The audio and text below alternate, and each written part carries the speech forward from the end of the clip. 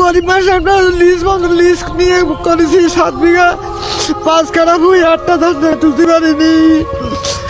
এখন দিনা খাওয়ার তাই দেবো আমরা।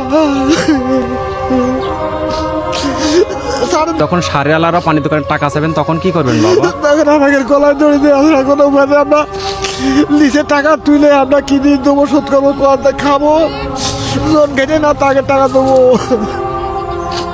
ছেলে প্রতিবন্ধী, কাজ করে নাই, বউ ছেলেগুলো আছে, আমার তা ধরো স্বামী নেই, ছেলের ঘরে ঘর, কি করবো? ছেলে প্রতিবন্ধী, ওই ছেলে ছাড়া আমার কেউ নেই, কি করবো? এখন যে বাবা এই যে ক্ষতি হয়ে গেল, কি করবেন বাবা এখন? সারের দোকানে মনে হয় 12,000 টাকা দিলাম।